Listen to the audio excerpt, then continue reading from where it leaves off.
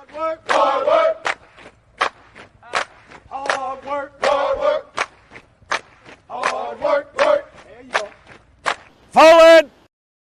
Hard work, hard work, hard work, hard work, hard work, work. There you go. Forward. Hard work, hard work, hard work, hard work, hard work, work. There you go. Forward. Hard work, hard work, hard work. Fall in. Hey, what's good? What's good? What's good, everyone? Y'all know what it is. To all those, I hope you enjoyed your Thanksgiving. But y'all know what it is. E2G Sports Networks presents First Formation Morning Sports Talk. So come on and fall in. Y'all hear the intro.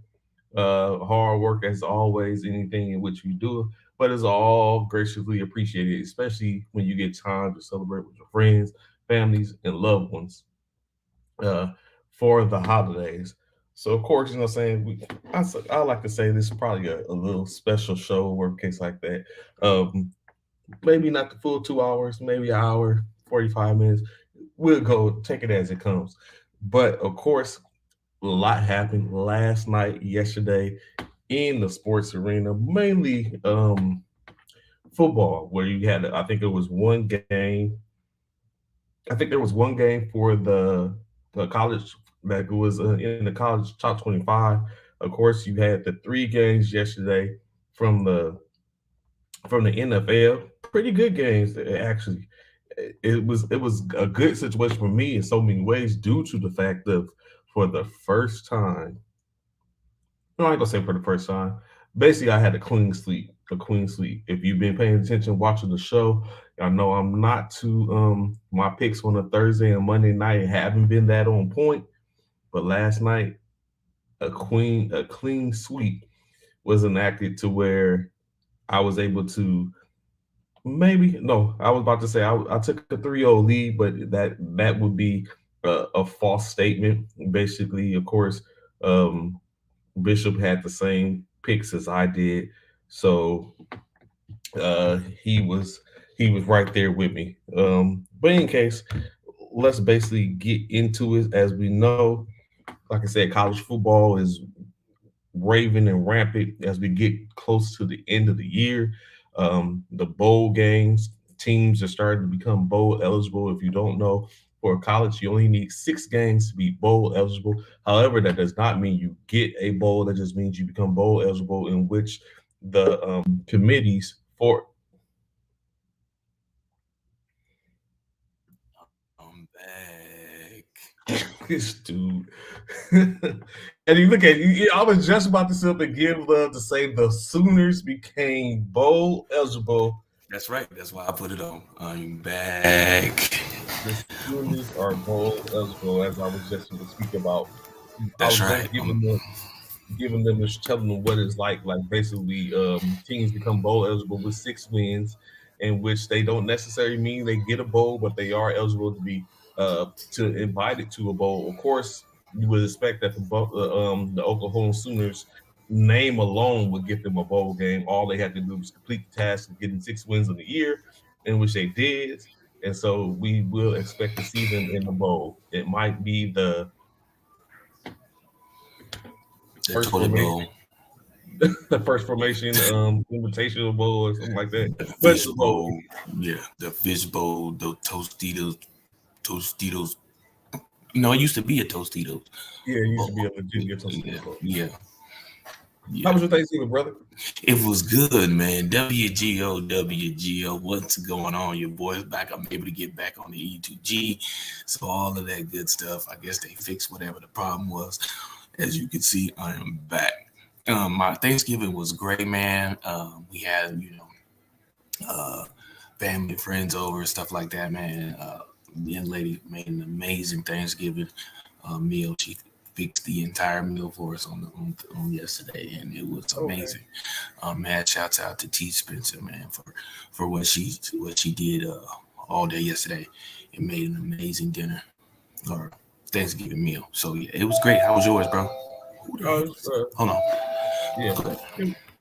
As you were saying, of course, it was good out in in Houston, celebrating with second family, and it was pretty good.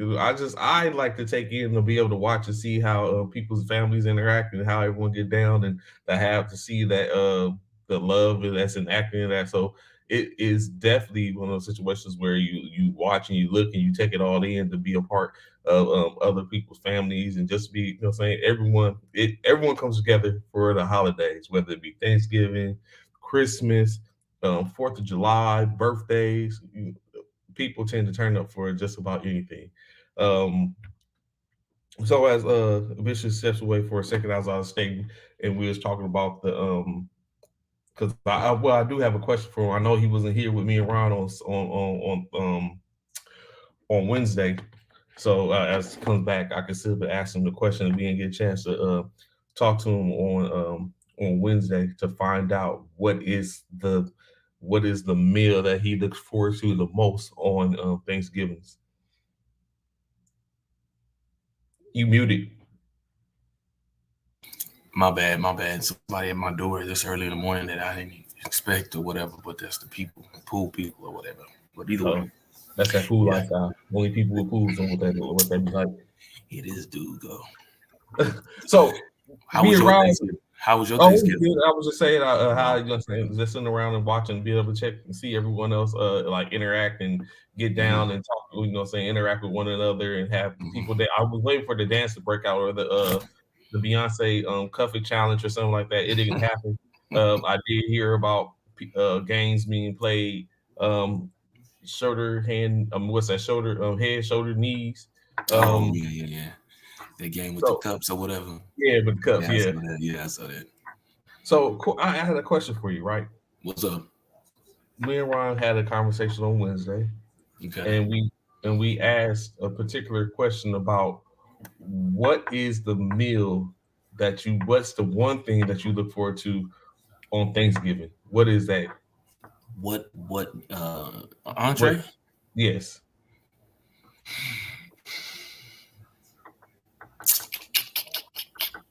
Okay, so first let me say this. I apologize for Wednesday. Here we I sh- go. Here we no, go. no. Listen, I apologize for Wednesday because I should have been here. I thought I was going to be able to get on, but again, I wasn't able to get into this or whatever, and then I had an Okay. appointment too. So my apologies. I missed Wednesday. Now, in regards to me, so on Thanksgiving Day, I look forward to a lot of things. I'm not gonna lie. When it comes to the meal itself, I'm a big yams lover. I love yams, man. If you know how to make them right, that's like my favorite thing to have is the yams, and probably, ooh, oh no, that's probably about it.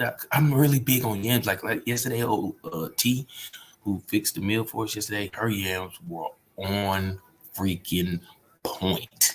You hear me? They was so good yesterday. It was crazy. She reminded me of my mom's yams yesterday. The way she cooked them yesterday, they was fire. They was straight fire. Oh, I look forward to greens. The greens need to be fire. I do. I look forward to the greens. The greens need to be on point.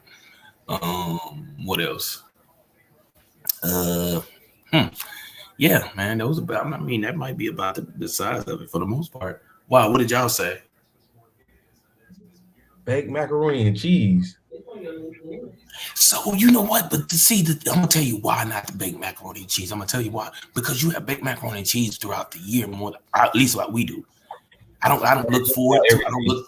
Yeah, baked macaroni. Yeah, you can have that for just for somebody's birthday or for a barbecue, or for barbecue. You eat baked macaroni and cheese at, Oh, but yeah, it's yeah, for barbecue. yeah, for barbecues, and that's one of the main things you like. People that like. So I saw like. Let me ask you this: do you have potato salad on Thanksgiving? No, No, although it was a conversation about it, right? because Because a lot of people don't. Yeah, I guess it's like yes, a fire potato salad that be made, but it right, wasn't made, so it was like it was questions like, "Yo, where's the potato salad?" So, but I didn't. right. But okay, See where I come from, people. We don't. The potato salad isn't a dish for Thanksgiving. That's not something that We assign to someone. In other words, like, hey, you got the potato salad. Hey, who making it? No, that's not us. Macaroni and cheese, potato salad, macaroni and cheese. Those are the things that go on during, like I said, barbecues. But for me, I'm not looking to find. I'm not looking to see. Right, that part. I'm not looking for potato salad on Thanksgiving Day. I'm not. You can have a spread of stuff, and I'm not going to be that person. Hey man, what a potato salad? No, that ain't me. So, question. Just like baked beans. Baked beans, the same thing. But it just came up. We're both culinarians, and even though I may not enact that power much for me, but I ask you this question: Have you ever had crumble on? Wait. Have you ever had crumble? What? Wait. Well, pause. What? Have you ever had crumble on top? I don't eat cornbread, so I have to ask people that eat cornbread. Have you ever had? What we ain't about to do is I'm trying to get my TV straight. What we ain't about to do, like you did me. What we ain't about to do. Who don't eat cornbread? No. This is not me. I'm just asking a question. I'm talking about the fact you said you don't eat cornbread. Oh yeah, Ron already did it. Ron said he was taking notes. He's like, Trey, one more, you out of there. Because I was like, I don't eat pork. So he's like, I see the Ron. I was like, what are you doing? And I said, no, I don't eat cornbread. He's like, Trey, one more, you out of there. So, yeah. Have you ever? See, I was trying to laugh. Have you ever had crumble on top of cornbread? What is crumble? First of all, what's crumble? What is sugar, that? Brown sugar and pecans. What? No. What? What is that? Is that a new cake? It was Jiffy. They said it was Jiffy. No. I'm just asking because some people do different things. So I was just wondering. I'm not saying there's anything wrong with it, except because what's funny is when you say it, people like, because people are so transfixed on what the norm is, they don't want to open their minds and try new things. So I don't eat cornbread. If I ate cornbread, I would have tried it out, but I don't eat cornbread. So nah. But I ain't seen nothing. I mean, everyone's like, I ain't trying that. Why not? Because you don't usually put pecans and on cornbread.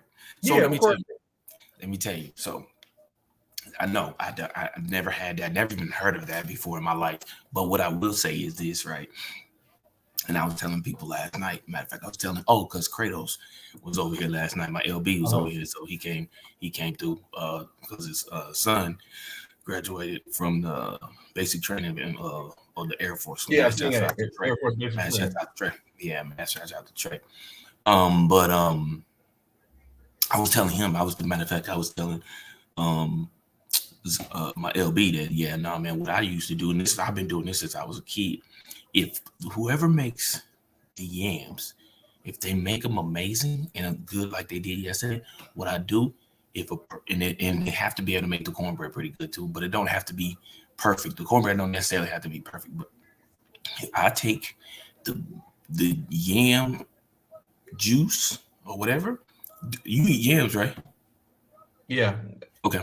I take the yam juice or whatever, I take the yam juice and I pour it over the cornbread and eat it like that.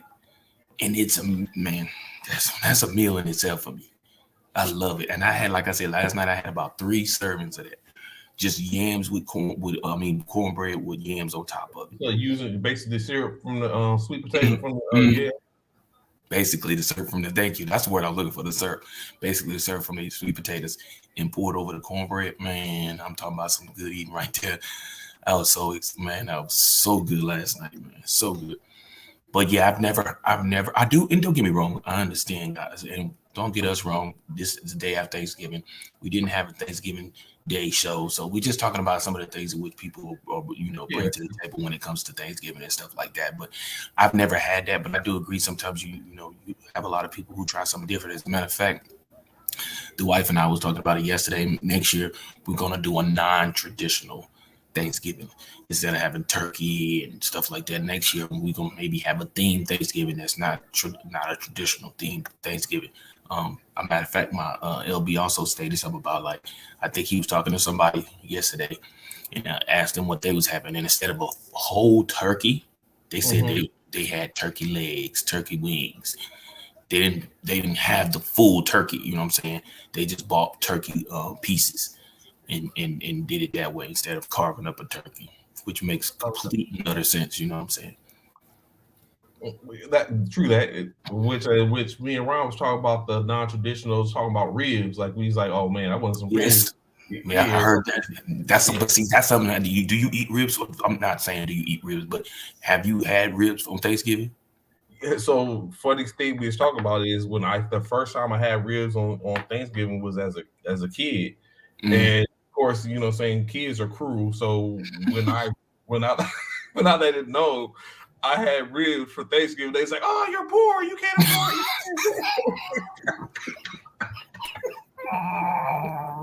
it." So it's like, so I was, you know, saying I was a big, I was you know, saying so.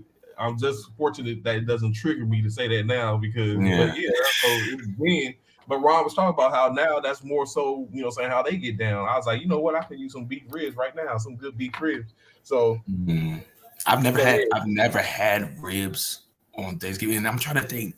Did we ever fix ribs or something out the ordinary for the military personnel while we was in? So remember the last time I think we worked together at Freeman when we won CG's Best Mess, we had the New Orleans theme Thanksgiving with the lobster tails, all Wasn't that. Sergeant Haskins? Sergeant Haskins, yeah. So you know, saying that was her. You know, so shout out Sergeant Haskins, Master Sergeant Randall.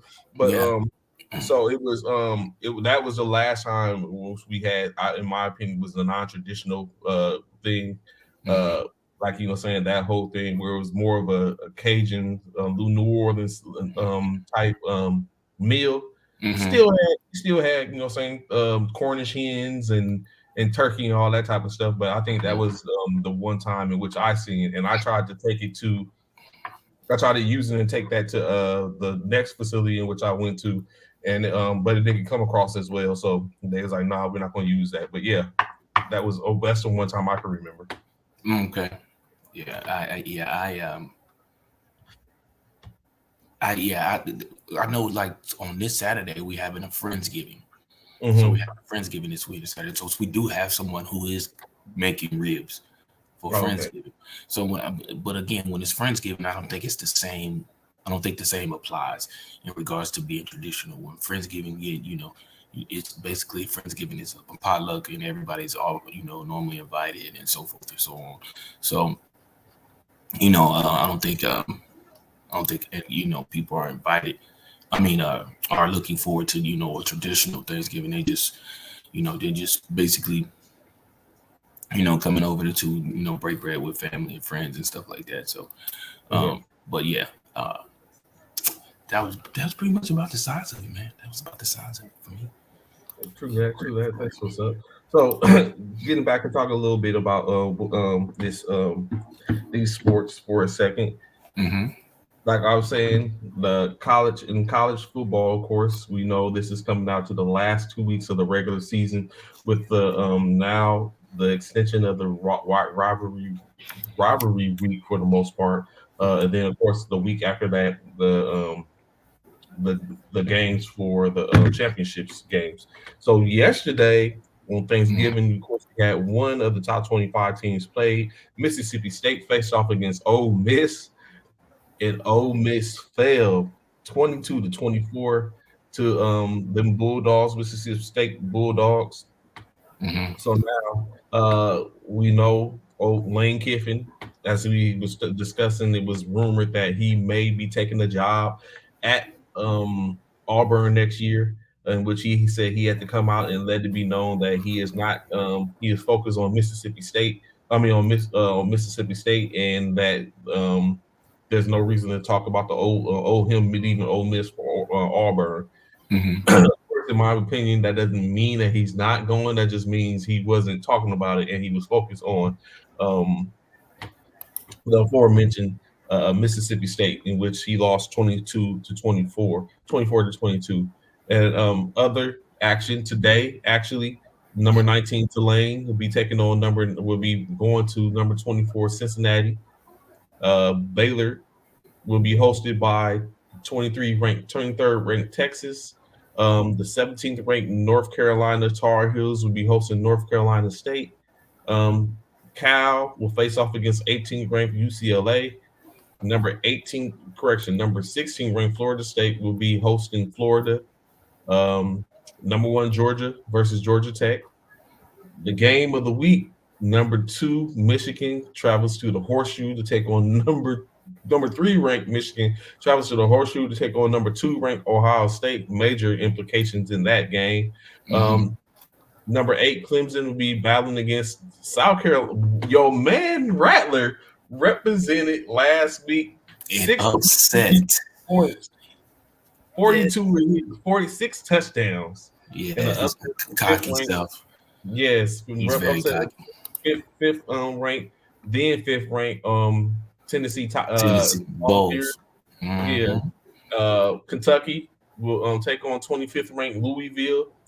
Number 7 Alabama in the Iron Bowl versus Auburn. Let's go. Oregon State, 21st ranked Oregon State do battle with 9th ranked Oregon as the most. If Oregon gets this win, they will face USC in the Pac-12 championship game. If they lose, then it opens the door for Washington or even Utah to be in the Pac-12 championship game. TCU needs another W. They will face number 4 ranked TCU takes on Iowa State. Number 11 ranked Penn State against Michigan State. Number 14th ranked Utah faces off against Colorado.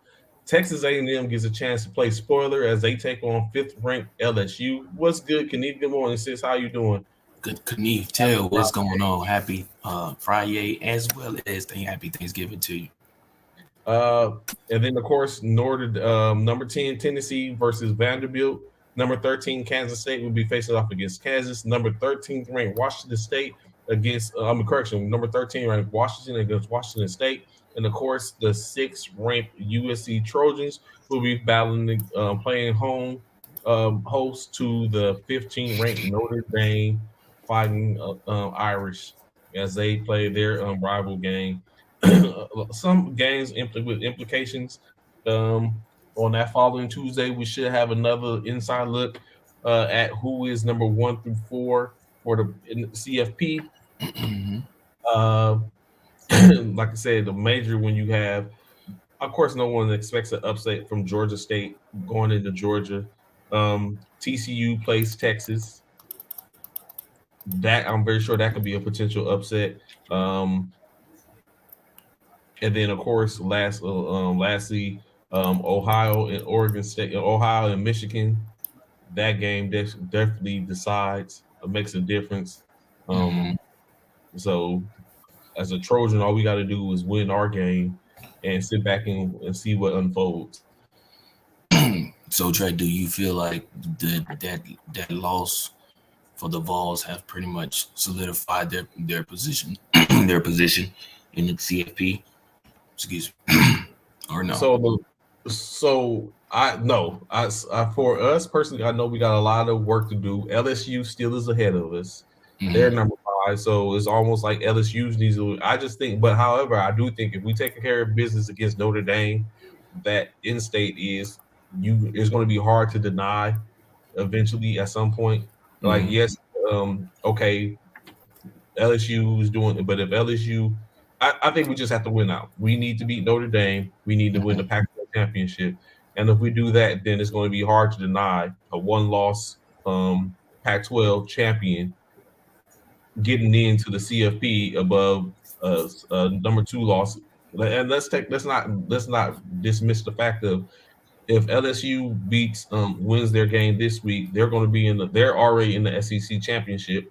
If they was to come away and beat Georgia, they're going to be an SEC champion, but they're going to be a 2-win SEC champion. So I don't see if Georgia loses them falling out the top 4. I think they're going to still be there. So now you will probably have but does that mean that LSU should be guaranteed a spot in the CFP? I don't know about that. And still when you have a Pac-12 champion, and then you have to look at if Michigan wins It's 16s right now, and you're saying Michigan, Ohio State, someone has to lose. If Right. Ohio State loses, I don't foresee Ohio State falling completely out the top 20, the top four. Right, because of what the fact that the Vols losing last weekend. Yeah, so they might not fall out the top four. However, though, I think it makes a case. So if Michigan loses and Georgia loses, I mean, if Ohio State and Georgia loses, it's going to be problems, especially Right. if TCU win. Because right now TCU is the Still upset. on, he's the and TCU still undefeated. Still undefeated. So four Right. undefeated. So only there's guaranteed to only be three defeated after this because Ohio State or Michigan have to lose. Take that L. TCU has plays. It depends on how they do, and then Georgia, and then of course you have LSU and USC that's bringing up the rear. So if all of them win, does it stay the same? I don't think it's. I mean, except for the Ohio State Michigan game, I don't think it stays the same. Or if it does, someone has to give. I just don't think if USC continues to win, they get denied, especially when in-state is they lost to a top 25 opponent. Agreed. And it was only by 1 point. Yeah, agreed. I totally agree with you 100%, bro. I think the same thing. It's gonna be crazy this weekend because a lot of eyes are gonna be on that Ohio State Michigan game. Like you said, a lot of people gonna watch that. The Pac-12 in regards to USC. So a lot of things can change. These games can change a lot of things and shuffle a lot of things around on the outcome of these games. So it's going to be crazy. It makes for an interesting bowl season for sure. Definitely an interesting bowl season that's about to come upon us. So looking forward to these games this weekend. I'm definitely going to probably pay attention to the Ohio State game and Michigan game. I probably will watch that game to see who comes out on top on that one. Who do y'all have this week? Who y'all playing? We play Notre Dame. Oh, God. Notre Dame is trash though, but yeah. Yeah, so and which that goes as well as too, like the Notre Dame game is gonna, as long as we don't lose that game, is gonna come out to where what did we do? Because that was a head-to-head game. Ohio State and Notre Dame played at the beginning of the year, which was a good game until Notre Dame losing that game. So it does. I think the committee looks at games that are head-to-head. So that's going to make a difference, probably what our resume looked at like towards Notre Dame. What you look at also is at the end state, once you get finished, USC would have played against four during the regular season. USC would have played four top 25 opponents because they played Utah, they played UCLA, they played. They're going to play Notre Dame, and then they're going to play another in the Pac-12 championship. They're going to play another ranked opponent as well. So if they win all those games, it starts to be like, okay, their resume has four ranked opponents, and they're a champion. How do you deny them? So, but like I said, it's interesting. Right. So moving on into the NBA, not much really. When we last was on here, we spoke. Of course, that was Wednesday night. They didn't have any games last night due to the 3 games in the NFL that we'll be getting to shortly. In those games, of course, you had the Cavaliers defeat the Trailblazers 114-96. The Charlotte Hornets defeat the 76ers 107-101. The Atlanta Hawks were victorious over the Sacramento Kings 115-106. The Indiana Pacers fell to the Minnesota Timberwolves at a score of 115-101. The Wizards faced the Heat in Miami, in which Miami was victorious 113-105. The Nets get a win over the Raptors with a score of 112-98. The Milwaukee Bucks fall to the Chicago Bulls 118-113. The Spurs get slacked by the New Orleans Pelicans 129-110. The Detroit Pistons get the W over the Utah Jazz 125-116. The Nuggets win over the Oklahoma City Thunder 131-128. And then, of course, the last two of that Wednesday, the Mavericks fall to the NBA leading Boston Celtics 125-112, and the Golden State Warriors defeat the Los Angeles Clippers 124-107. So those last two games, some in particular, first and foremost with the Clippers, they were without Paul George and Kawhi Leonard as they both are out. George out with a hamstring sprain, and Mm-hmm. Kawhi Leonard nursing a ankle sprain. So that was the first game in which they was out. They are going to be out tonight for tonight's game as well. And then of course the Mavericks. Interesting enough, they played. I guess Luca was interviewed and he conveyed that to him the best duel in the NBA is that of the Boston Celtics, being Jaylen Brown and Jason Tatum. Mm-hmm. Of course, they're a high scoring duel, averaging 56 points a game, um, just ahead of Joel Embiid and Tyrese Maxey, who have 52 points a game. So I think this comes in high praise, especially when you look at Luca is potentially the MVP of this year. Kind of. Mm-hmm. He's averaging 34 points a game, 9 rebounds, 8 assists, and two steals a game. Those I mean, it's not a triple double, but it is. Those are qualities in which sounds very MVP-ish.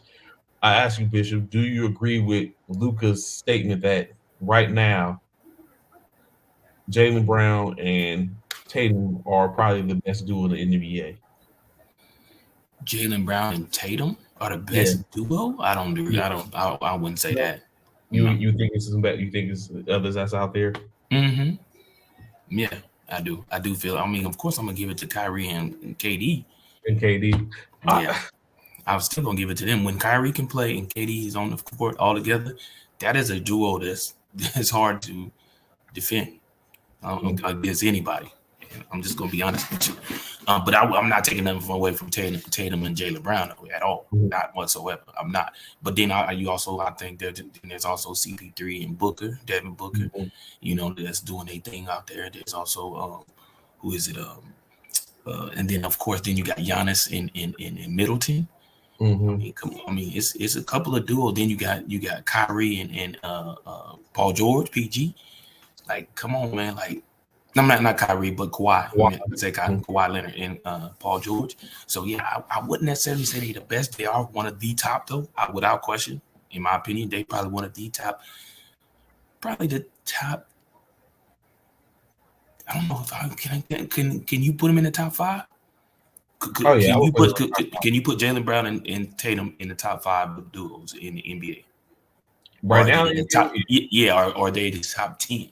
Are they in the No, top 5 or I in the think top? they're top 5. I think they're Okay. top. Yeah. So yeah. Without question, I think they're definitely they're definitely a duo to be reckoned with, a force to be reckoned with. I'm not gonna lie, they bring problems. Now, on the other side of the spectrum, of course, you had the situation that happened a couple of nights ago with the Los Angeles Lakers against the Phoenix Suns, in which Patrick Beverly um, was ejected from the game for nudging or hitting uh, Aiden, DeAndre Aiden in the back after he stood over swingman Austin Reeves, and kind of like after he was while he was down. Mm-hmm. So what has happened is Beverly was ejected, as we said. I Um, didn't see it. I heard about it, but I didn't see it. it was a flagrant one given to Booker because he was the one that did the foul, and then DeAndre Aiden was given a technical. Okay. But now what has happened is Patrick Beverly was suspended for 3 games without pay. Of course, those 3 games are going to cost him about roughly just over $268,000 for them 3 games. And the reason for his 3 game suspension was based upon his sportsmanlike conduct history, basically. So he's a habitual line stepper, I guess you could state when you look at it. And they basically Joe Dumars, who is over that faction of the NBA, basically levied that against him, a 3 game suspension based on previous times. The last time he did it was when he played with the Clippers, and I guess it was said that Chris Paul said something sideways to him, and he Mm-hmm. walked behind him and pushed him in the back, and so it's just Patrick Beverly. So yes, he's a 3 game suspension. I'm not gonna say that that the Lakers will miss it for the most part. Patrick Beverly is only averaging 3 points in 14 games played.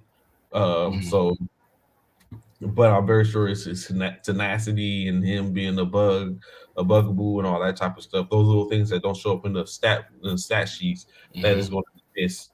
Um, yeah, so they're going to be without him for the back to back that they have today and tomorrow with San Antonio versus San Antonio, and Okay. then a home game in Indiana. I mean against Indiana. So those are the 3 games he'll be missed. LeBron James is still out. I'm not sure if he's going to be back for tonight's game. Mhm. Either. So um, with that being said, of course, like I said, that slate of I think 12 games tonight. 1, 2, 3, 4, 5, 6. Yes, 14 games. 14 Oh games. wow. Slate. So everyone's playing tonight. Right. Timberwolves and the Hornets. The Charlotte Hornets will be playing host to the Timberwolves. The Orlando Magic will host the Philadelphia 76ers. Um, the New York Knicks will be hosting the Portland Trailblazers. Indianapolis Pacers will be hosting the Brooklyn Nets. Oklahoma City Thunder will host the Chicago Bulls. Miami Heat will be hosted by the Washington Wizards. The Memphis Grizzlies and the New Orleans Pelicans will do battle. That's probably going to be a good one. Um, Absolutely. Yeah. It's good. Milwaukee Bucks and Cleveland Cavaliers will be playing. The Houston Rockets will host the Atlanta Hawks. The Boston Celtics will host the Sacramento Kings. As I stated before, the San Antonio Spurs will be hosting the Los Angeles Lakers. The Phoenix Suns host the Pistons. The Golden State Warriors will be hosting the Utah Jazz. And lastly, the Los Angeles Clippers will be hosting the Denver Nuggets. Again, they will be doing that without their All Stars in Kawhi Leonard and Paul George as they recover from injuries. Okay. Uh, Nice. now, bitch, did you catch any of the games last night? The football games? Yes. Yeah, I watched every one of them except what is it? The Vikings and Patriots game, which looked like that was probably one of the best games out of all of them. Looks like. Well, no, that first game was good. That first game, that Bills game in Detroit, Mhm. Detroit put that heat on. Detroit put that heat on them Bills. I'm not gonna front. They put that heat on them Bills, and they uh, came up a bit short. And I definitely watched the Dallas game because I wanted Dallas to lose. Either way, well, actually, I wanted it. No, I'll Yeah, I take think it. it Let made me a take difference. it. It made it hard for Yeah, both. Yeah, it they made it both in our hard. conference. Yeah, they both were 7-3 at the time. So Dallas getting that dub was major. So yeah, I But I'm like it. very sure you would prefer had Dallas had lost as opposed to it being New Yeah, York. yeah, absolutely. Because we still got to play New York twice. We still got them twice. That's two of our So games still. before we get really, really, really deep into the game, Hmm. what do you have to say about this situation with Dallas Cowboys owner Jerry Jones in the picture that the Washington Post put up in reference to him being amongst a crowd of white males I heard about that. at I haven't seen it. North Little Rock High School in 1957. As seemingly these males are blocking 6 black teenagers from entering the school as they was going through the desegregation of high schools. So of course they called him last night. They called Jerry Jones last night and spoke to him, and he basically said that it was a situation in which he was there more so out of curiosity rather than anything else. It wasn't like he was going to as you laugh. He said it wasn't like he was going there to, be to have animosity. He was just curious. He would now, to his truth in the picture, he is not up front or anything. He's like in the back, and it was a It don't matter it where was you are. It doesn't. You don't have to be in the front. What makes he was what basically makes it? saying he was in the front with the black kids like, hey, let him through. He was in the crowd. Yeah, So and this right. and yeah. So in 1957, um, and he basically saying that that wasn't him back then, like he wasn't that type. So, but of course, it brings up questions in which, because someone recognized him in a group, he was only 14 years old at the time. So, but I asked this: at the age of 14, can he be accountable for certain things? here in this time. So society is not going to allow him to be accountable for that. We as a culture probably do. We care, and we want to make him accountable. But as far as the society is concerned, they're not.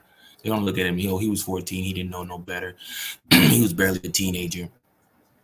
So yeah, they're not going to ridicule him or anything of that nature. He's going to get away with it, and no matter what, in the thing that's in his favor is going to be in his favor is the fact that we didn't have cell phones and stuff like that to see how much more stuff he probably did. Yeah, he's saying he was just being curious. Of course, he could say that because nobody probably has footage or video showing him, doing this. Yeah, to take, don't let him in, don't let him in, don't, no one has anything to make it even look worse than what it already does. But I'm not surprised. I'm not, it's Jerry Jones, and if y'all know Jerry Jones, I'm not surprised at that. I did hear about that. I have not seen the photo, but either way, it is what it is. I don't even know why people felt the need to bring that up right now. Obviously, this this picture is, like you say, he's 14, so this what 50 years ago, Yeah, 40 years ago, 50 years ago, whatever. I mean, it's just, I don't know. That's just to me, it just don't even make sense, man. In honesty, that y'all even bringing it up, because what was the even whole point? Somebody would just surface something just out of the. I didn't read the article, but it was an article by one of the writers from the Washington Post, in which this happened to. He said he was looking at the picture. It was a picture in which he came across, and he recognized, knowing that Jerry Jones went to North Little Rock High School. He recognized him in the picture, in the photo. So, and he brought it up then you can see the little kids, the African American kids walking up and basically being blocked. And of course, around that time, like I said, 1947, we all know what was going on around that time frame. Absolutely. So trying to get rid of segregation in schools and all of that. Yeah. So that was with the whole case. Additionally, an Indianapolis owner, staying with owners, Indianapolis Colts owner Jim Irsay has been defending his choice in firing Frank Wright and hiring Jeff Saturday. Of course, your own Nick Sirianni had his play in it because he was a mentee to Frank Wright, and he's a friend with Frank Wright. He was like, he basically said after their win over the Colts last week, he said, "This is for Frank Wright." And so he's like, and he's like, "I'm a friend." See, he need to shut his mouth, because I don't like him anyway as it is. Nick Sirianni is trash as a coach, in my opinion, anyway. So he needs to shut his mouth. Don't be trying to don't put nothing in that ain't got nothing doing with Philadelphia Eagles. Don't attach something about somebody's firing to this Philadelphia. He wasn't with Philly. Frank Wright wasn't with Philly, so don't be trying to attach your personal feelings to the Philadelphia Eagles because of what you was with. No, don't do that. Don't do that. Don't do that. Because we don't want your hardships falling on us, blemishing our record or doing whatever. And that's what the first thing I seen. He basically, and then he went on to say more in his press conference. Said that wasn't right. You know what it's for. He's like, you know what this is all about, but I'm not going to say. So they had that situation. Of course, Jim Irsay, like I said, came out and stated that he is actually a very close and a valued friend. He sees Frank Wright as a very close and valued friend, and they're close. He's like, you got to take in consideration that he gave Frank Wright extension on a 2-year remaining contract. So he's like, he did that with hoping that would galvanize and make Frank move in a different way. But he's like, he just started looking like he's like the offense was inconsistent under him, and some things needed to change. And so that was one of the things. He even brought up the fact he's like, it's not personal, it's business. He brought up the fact of him having to basically let Edgerrin James walk. And when he said himself, he went to Edgerrin James and told Edgerrin James, like, we're not going to be able to give you another contract. And his state is Edgerrin James asked him to be the person to induct him into the Hall of Fame when he went to the Hall of Fame. Which now that I think about that, I need to look at that. Was Edris James deserving to go into the Hall of Fame? Like, what is Edris James' numbers? Like, this is ridiculous. But yeah, so Edrin James was a beast, but I don't know if he had I don't know if Edrin James had Hall of Fame numbers though. I'm gonna be honest with you. I don't recall. I don't remember that. But I mean, if he did, he did. I don't know. But that's a good question. I mean, not to say that we can sit up and say. I'm just wondering, like, what was his number? Yeah.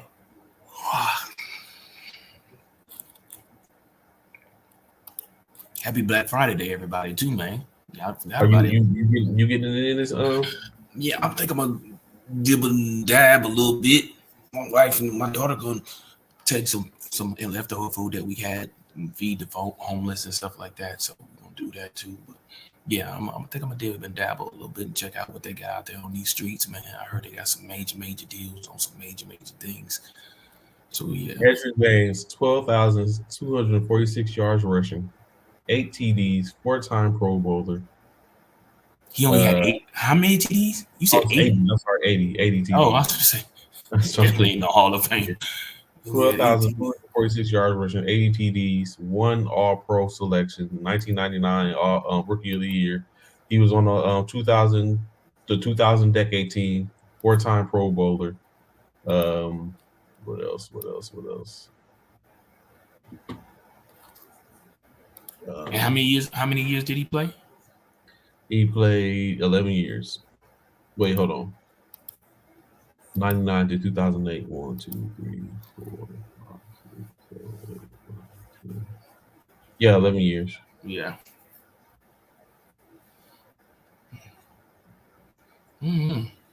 4 Pro Bowls.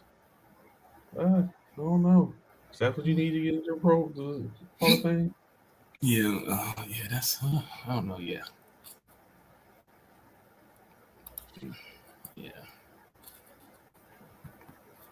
Which will be seen. No, we just talking about. That's yet to be determined. I think. Yeah. Me and Ron were talking about that the other day because some of the people that's on this year's semifinal list for the Hall of Fame, Darrell Revis, of course, he's on there. Steve Smith, Anquan Bolden, Torrey Holt, who else? Charles Woodson, Reggie Wayne, Andre Johnson. It's like all them, like they have to cut that. It's a 28-man list, but they have to cut that down to 15, which means they have to come off. So it remains to be seen. But of course, that's still a conversation to be had. But yeah, so that's what basically Jim Irsay was stating and saying that it's not personal. It just was a business move that he had to do. He's like, he's been doing this for 50 years. And he's like, never in 50 years had he ever gave a 2-year remaining contract extension. So he's like, that was love and admiration for Frank Reich, and which he hoped would have helped the situation, which it didn't. So in state is he's going to walk away with some coins in his pocket. But he let him go. Green Bay quarterback Aaron Rodgers. That finger. Broken right thumb. Yeah, that finger. Let it go. Dude, what do you feel about that, Bishop? Like, I'm happy. I'm sorry. No, I'm not happy. I'm not happy. I'm not happy. I'm not happy. Should he still be playing with a broken right thumb? That's his throwing hand. Well, so this is the thing, right? So I don't know if y'all know, but they saying he's been playing with it. This didn't just happen in the last game. He's been playing, so he's beaten the Cowboys with that right finger. So it really kind of, you know what I'm saying, he's been playing with it. So I don't know why you wouldn't stop him from playing with it now. But now everyone knows. Do you put together a package where you go after the right thumb? He said put a package. I'm just saying. He said, "Did you put a package together to go after the right thumb?" Hey, when you grab it, make sure you pull on that joke a little bit. Make sure it's like, oh, this one. I want you to swim under. That gives you the inside, which should give you a exact beeline to his finger. Right. No. I think for me, man, to be honest, I just feel like you play your game as normally. Yes, he has a broken right thumb, finger or whatever on his throwing hand, which is critical. Cowboys fans, I need y'all to hear this. This man's still been playing with his finger jacked up, and y'all had Dak Prescott out for the exact same injury for the most part. He spoke about that. He said he doesn't know if it was severity, if they had the same severity. It's a finger and on it. So was it not a finger on the same on their throwing hand? Rather, the right. It was his matter of fact. It was Dak's right thumb. What is it, Ron Rodgers? It's the same thing. His right thumb. It's broken. Broken is broke. Broke is broke. Broke is broke. I don't care what you say. Yeah, now how severe it is. Right.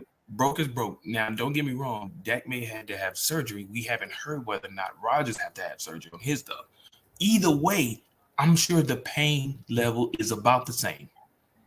It's about the same. I'm sure. Broke is broke. No matter how you look at it, broke is broke. Pain level is going to be now in regards to an individual's pain threshold is something different. That might be the point. Yeah, pain threshold may be different, but pain is pain, no matter how you look at it. And I'm sure both of them, he was going through pain as well as Aaron Rodgers is going through pain, but Aaron is playing through his. Dak didn't. They set him out for how many games? Four games, I think it was. Yeah, because what they something like that. People watching went 3-2 or 3-2, 3-4, 3-2. I think 4-1 or something like 4-1. Yeah. So when it's all said and done, maybe. Right. His only loss was to us. I think so. Yeah. So no, when Rodgers beat him, was that with? No, that was with Dak. That was Dak. Okay, so yeah, so two broke finger thumb quarterbacks faced each other. They both faced each other because Dak's thumb, he was recovering from his still kind of sort of. That was his first game. No, that was his second game back. That was Dak's second game back. That's what that was. And that was Aaron Rodgers. I mean, his thumb was broke. So two quarterbacks was facing each other, and the better quarterback with a better thumb, I guess, won that game. I'm assuming, I'm guessing. But either way, in my opinion, I feel like we as Philadelphia fans should, I feel like the defense should prepare as normal. It seems like I don't know. Now that we found out that Aaron Rodgers, his thumb is broken, I would have to now pay more attention to his throws to see just how bad, if it's affected him in that much.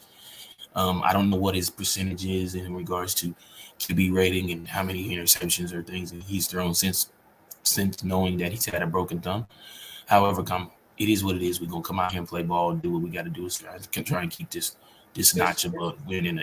Funny that you say that. What did you think of a Dominic Sue and Joseph's performance last week? We needed it. It took them a minute. It took them a minute to get it together. It did. It took them a minute to get it together. But when they got it together, it was on. Dominic Sue, people trying to say he might be washed up. He did just enough of them, which we needed, because we knew the week prior when the Commanders beat us, they ran all over us. We had to fill it. We had to fill them gaps in the middle because we had Jordan Davis was out, so we had to fill in them gaps. I think when we get Jordan Davis back and we got Sue and boy, that you good luck trying to run against that line in. Good luck trying to when JD get back. Oh man, that defensive line and Fletcher Cox. Oh bro, they gonna have problems. You hear me? They gonna have problems. So I think it was a great addition. I'm glad we did it. I think my focus and my shift is changing to the fact that we got receivers still dropping balls, things of that nature. Miles Sanders is not running the ball as well as I expected him to be running the ball right now. I just feel like, there's certain things that's going on. Of course, I know everyone's heard, even my brother-in-law, he's a huge Cowboy fan. Of course, they threw it on the TV yesterday during the game. OBJ is talking with the Dallas Cowboys and two other teams. It was Cowboys. The Cowboys, the Chiefs, Giants, the Bills, and the Giants again. The 49ers. The 49ers too. 49ers. Yeah. So, I'm looking forward to that, man. I'm looking to see where he ends up. A lot of people are looking to find out where OBJ is about to end up. But yeah, man, we got to prepare as we would normally prepare, as though Aaron Rodgers' finger is not broken, in my opinion.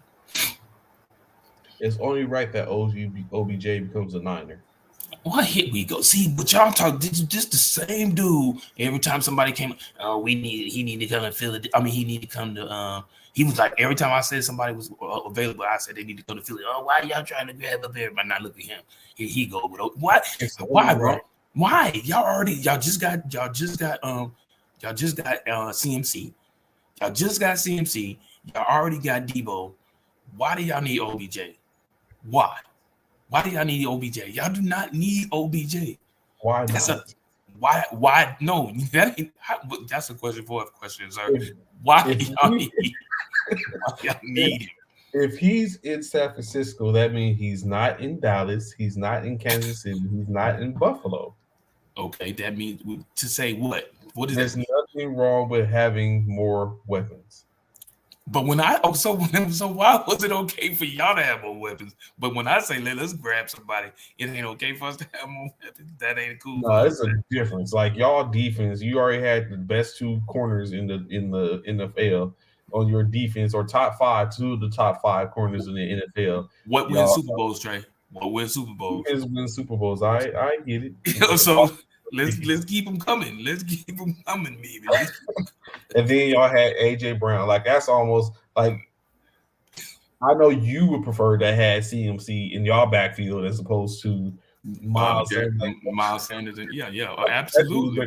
That dude makes a team better, like out the gate. So it was like that was so in you know what I'm saying with doing all that. So I mean, or any of those running backs, like even if not Breida, but Elijah, not Jeff Wilson. I can imagine him in Philly right now. You see what he's doing for Miami, or Mossert when he was with there. But of course, that's different because I think that's due to the fact that McDonald was their offensive coordinator, and so he has a potential thought on how to use him. But yeah, but I think legitimately, I think OBJ would be better in San Francisco if he goes to Mahomes.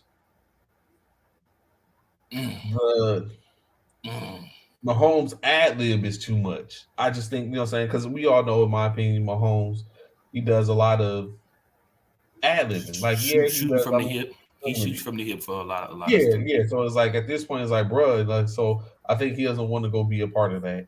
Or having to learn that, or you know what I'm saying, you gotta think OBJ's knees and stuff is bad, his cutback maybe not that nice anymore. So he can't be doing that. So I think that's why he doesn't need that there. You put him in Buffalo with Diggs, Davis. Well, you don't want them problems. You don't want them problems. Now that's a problem. True enough. You don't want them problems. I'm very sure he don't want to be in the cold again. So, like, you know what I'm saying? He doesn't. I'm very sure he doesn't want to go back to New York. If he goes back to New York, I think that's just a payday. Just lock up and pay because he's going to be the number one receiver there. So are you? So let me ask you this: What do you think it? Let me ask you two-part question. So one, are you going to a team for a Super Bowl? Number two, or are you going to the team for money?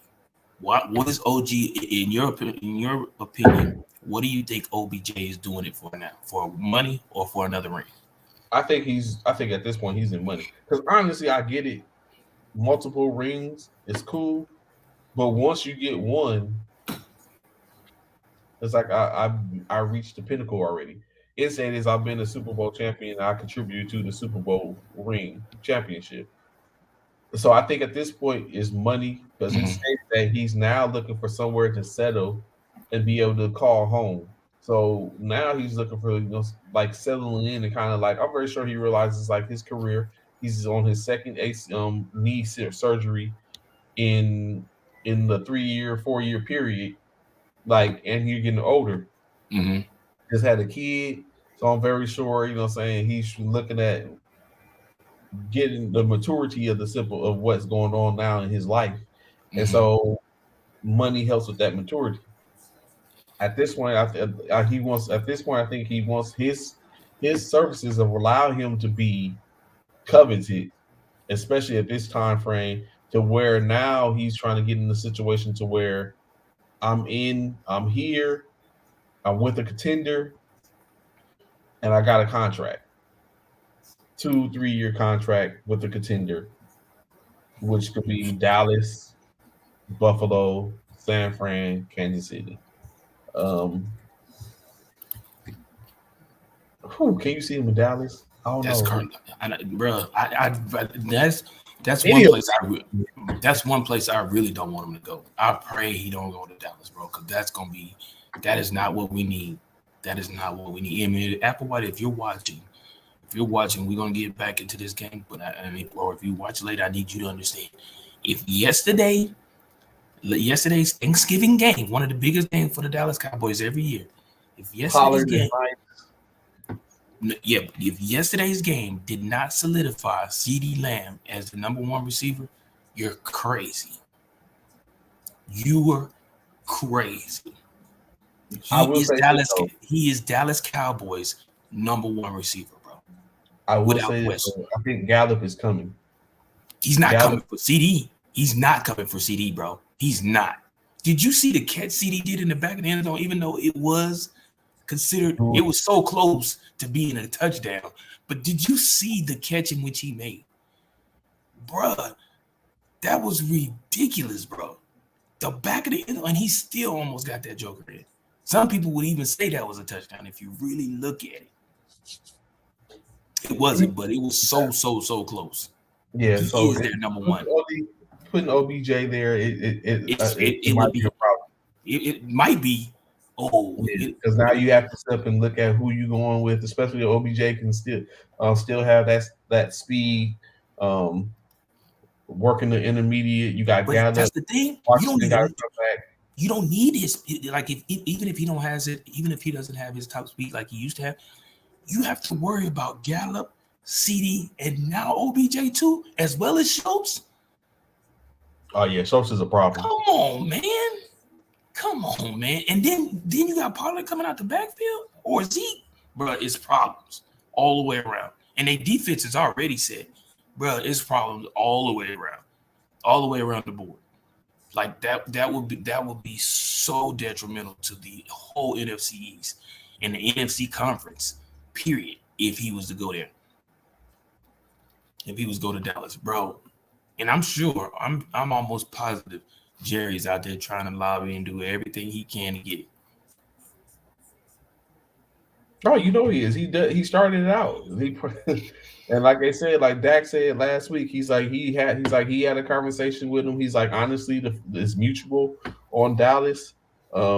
He's like, he don't know, but he doesn't know about the whole intricacy of the compensation and all that type of stuff. But he's like, as far as him coming is mutual. He's like, other people on the team have hit him up and was trying to get at him. So it's yeah. So he's meeting with him. He's meeting with him. I guess this week, next week, or whatever. Yeah, because he said, matter of fact, he said he's gonna make a decision after Thanksgiving. Yeah. So it should in the coming weeks. It should be a decision made. But we only hear, like I said, it's a little thrown off because the only thing you're hearing is Dallas Cowboys, Dallas Cowboys, Dallas Cowboys. Yeah. Yeah, it's going to be, man. It's going to be crazy, man. I'm hoping he don't go there. I will be honest with you. No, I'm not even gonna say that because I was about to say I prefer him to go to y'all before he go to Dallas, but no, I don't even want them problems either. Nope. Justin Fields, torn, separated shoulder with partially torn ligaments, but he's going to be evaluated. He still might play. This is non-throwing shoulder, right? Yeah, it's his left shoulder. It's his left shoulder. So it's his left shoulder. So he might still play this weekend. They have the New York Jets. Why would you play him? Because if he takes another, you said partially torn. If he takes another hit, partially torn ligaments. If he takes another hit on that shoulder, or gets hit and comes down on that shoulder, because he tore it like I tore my rotator cuff. He came down on his arm, on his shoulder. He takes one more like that, it could be completely torn, and he out permanently for the rest of the season. I don't know, bro.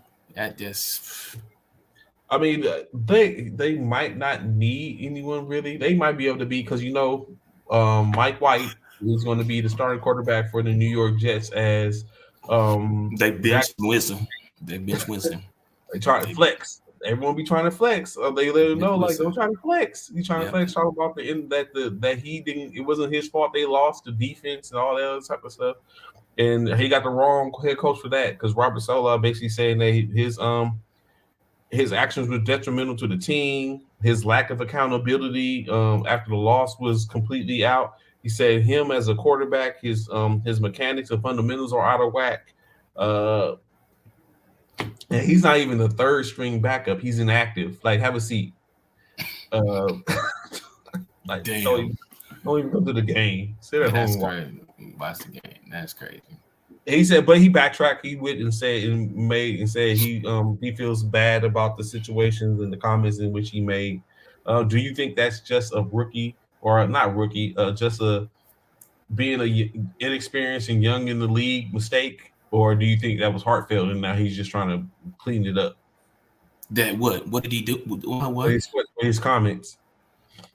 I think it's just he's young. He just that's just you still growing up and you growing up in a man's world for the most part, and you just trying to figure everything out, and you don't know how to accept it. So you just you make comments and you probably, if you hindsight is 2020, you would probably recant some of the things in which you probably said. But I think it's just him being young.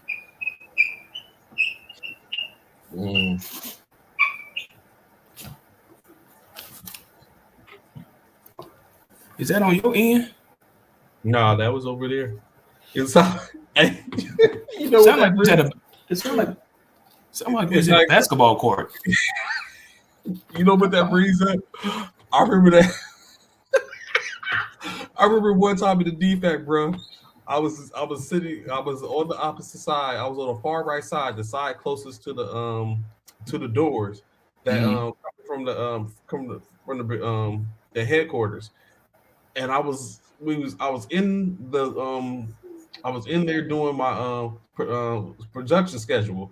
Mm-hmm. And I'm sitting up there, I kept on hearing like feet patting. And I'm thinking to myself, like, yo, you know what I'm saying? I'm tripping. So I had my son there with me at the time. And I had him sitting up in the chair, but he's like sitting in the chair with me. And it was me, I think it was Sergeant Palmer that was there too. And we kept on hearing like pat, pat, pat, pat, pat, pat, because it was raining outside. So I'm thinking to myself, like, why do I keep on hearing feet patter? And so I'm sitting there, right? And then so I'm looking down, I'm doing my production schedule, and I hear it again. And I look up, and so I look at her, and she looks at me. And so I get up, and in my mind, I'm thinking, if I go around here and I see wet feet print on this floor, I'm finna leave. I was like, it's over. I'm leaving the facility. I'm not coming back to this joint. So I got up and I walked around the corner, and I didn't see that was the biggest thing. I was like, if I see wet feet on this floor, I'm walking. Your problem. Yeah, it's like I'm walking out. I'm leaving the production schedule here. I'm grabbing my son, and we just gonna walk out the building. And we're not coming back. But I think I see it. It's the pool guy. I think that's what made. Oh, okay. And I was like, what in the devil is that? And I really thought that was on your end initially. I was like, what in the world? Oh my goodness. But what was I about? Okay, getting to these games like yesterday, right? The first game, of course, the Buffalo Bills face off against the Detroit Lions. I feel so bad for the Lions. They be so They close. be in games, bro. They be in games, bro. They be in games, and they boo-boo the floor every time. They boo-boo the floor. Of course, the Buffalo Bills, like I said, in the tradition, every year, 3 teams play guaranteed the host and play on Thanksgiving. Detroit Lions, Minnesota Vikings, Dallas Cowboys. This case, the Detroit Lions hosted the Buffalo Bills, who came back for the second time in as many weeks because they did play in the Detroit Lions home as the home team because they had the winter storm that fell upon New York last week. Bills, Josh Allen was 24 for 42, 253 yards, 2 touchdowns, 1 interception. He led the team in rushing on 10 carries for 78 yards and a touchdown. Devin Singletary, 14 carries for 72 yards. McKenzie had 7 yards rushing off 2 carries. James Cook, brother to uh, Dalvin Cook, 2 carries for 4 yards. Naheem Hines, 1 carry for 3 yards. Receiving, Isaiah McKenzie had 6 receptions for 96 yards and 1 touchdown. Stephon Diggs, 8 receptions for 77 yards and 1 touchdown. Gabe Davis was 4 for 38. Knox, 2 for 17. Cooks, 2 for 14. When you look at the Lions, Jared Goff was 23 for 37, 204 yards, 2 touchdowns, no interception. Jamal Williams, 18 carries for 66 yards in the touchdown. DeAndre Swift, 5 for 19. Amon St. Brown, 1 for 7. Brown, 9 receptions, 122 yards, 1 touchdown. Khalif Raymond, 4 for 35. DeAndre Swift, 4 for 24. James Mitchell, 1 for 22. DJ Shark, 2 for 16. All that to be said, Buffalo squeaks out with a 28 to 25 W over the over Detroit. Like Bishop was just saying, they be so close, but yet they can't get the job done for whatever reason. In this game, Von Miller goes down second quarter in the second half, in the first half. With a knee injury. They don't know how severe the knee injury is yet. He is expected to have an MRI today, in which they hope to get more information. If Von Miller is down, Bishop, do you think that changes the tide of Buffalo? They're currently 8-3 with the win, 28-25, 8-3 on the year. Do you think that hurt them? Yeah. So it'll hurt. However, how can I put it? I don't know if it'll hurt them that bad, man. Because you got to keep in mind they didn't have Von Miller last year.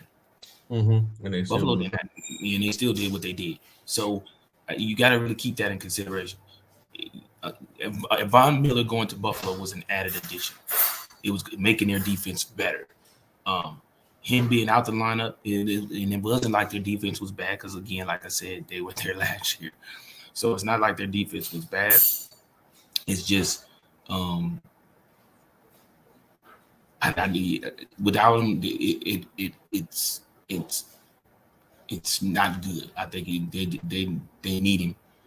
Mm-hmm. I won't say they need him. It helps to have him. Put it like that. It helps to have him.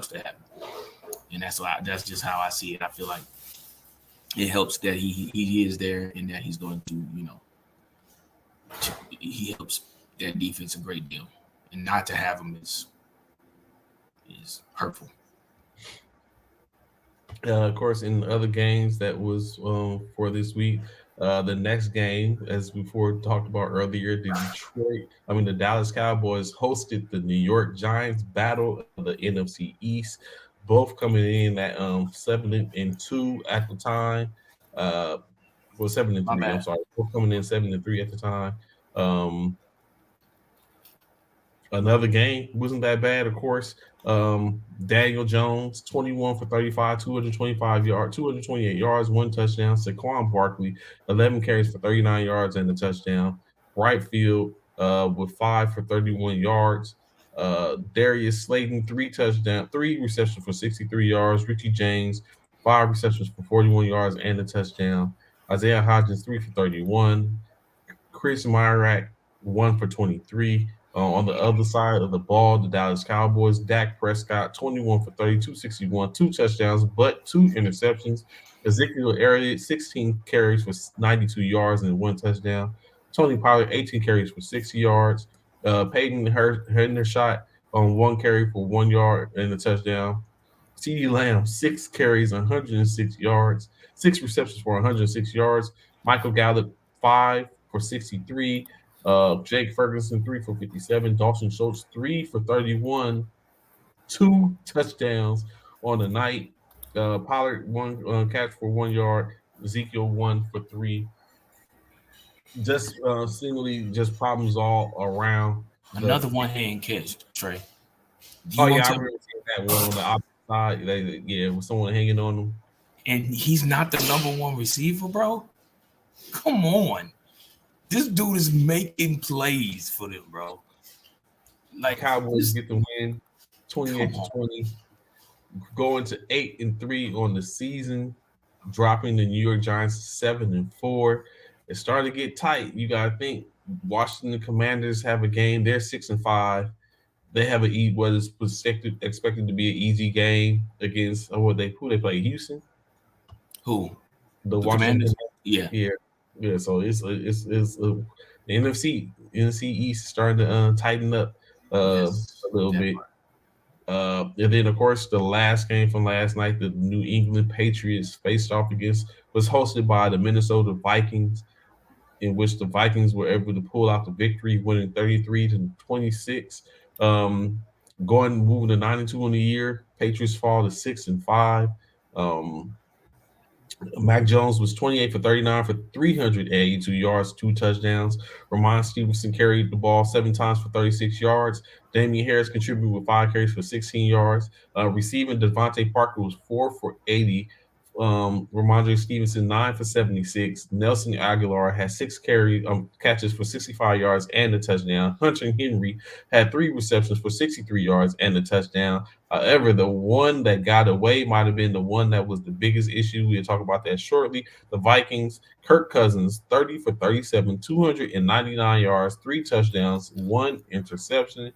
Justin Jefferson, he had his opportunity. He threw one pass for 11 yards. Dalvin Cook rushed 22 times for 42 yards. Madison was 3 for 11. KJ Osborne was 1 for 55.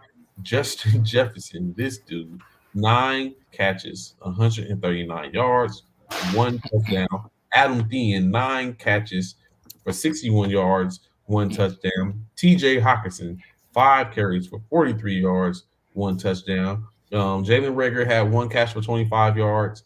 Munt had 2 for 20, and Dalvin Cook was 4 for 14 yards. You think Bishop, first and foremost, did you see the catch that got overturned by the officiating crew? That The New England game? In a New England game, the one they said it was Hunter Henry. Hunter Henry? Was it Hunter Yeah, Henry? the tight end. It was him. They said he caught it. His hands was under the ball. I didn't remember. That's the game I did not see, so I didn't see it. Yeah, but I see it's all over. I see it's all over Twitter and stuff like that. People saying it's like a TD or not. It looks like a catch. It's like at this point, I don't know. Like, what is the rule? The rule seems to change every situation. Every different catch. Yeah, I don't know. I gotta see it. When I see it, I'll definitely let you know. See if I agree. I definitely did not see that, so I don't know for sure. Let me see if I can find it, because I'm sure everybody's tweeting. And the officials did some. They did a long and lengthy look at it, and they came back and overturned it. The key official said that it basically is a situation to where, Find it. to where Knox wasn't not Knox, Hunter, basically saying that he was going to the ground. And yes, he did have both feet in and secure the ball, but if he's going to the ground, he has to survive the ground. To where they said that he had his hand underneath it, but they said because the ball touched the ground, and then when it touched the ground, it popped up and he caught it again, or he secured it, then that's what made it an incomplete pass. And I'm thinking myself, like, he has his hands on the ball. Before going to the ground, he has his hand on the ball. Why does the ground become a play into this to where it has to be, oh, you have to survive the ground in making the catch? Looks like it's doing too much. It's just doing a tiny way too much. Yeah, I'm looking forward to see if I can see it. I haven't seen it yet. But yeah, I'm definitely intrigued to see. Nelson Aguilar scored yesterday.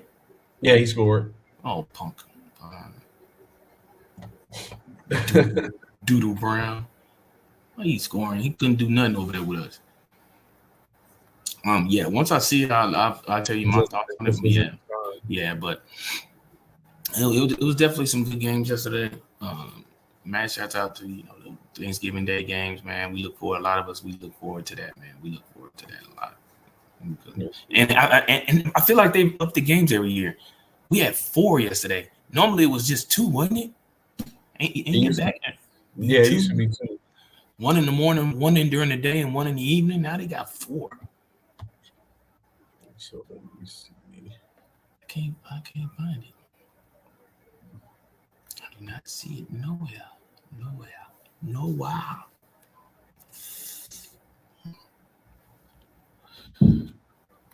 I even went to the New England Patriots page. They ain't even showing it. Good Lord.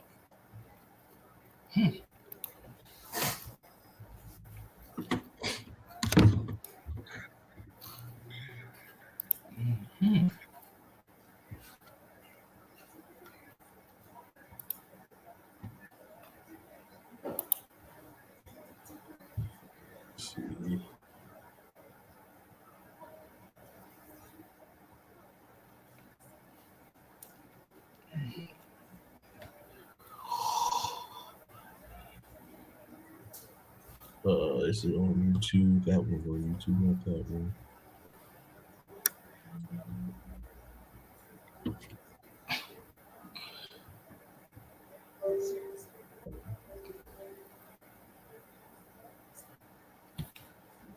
What?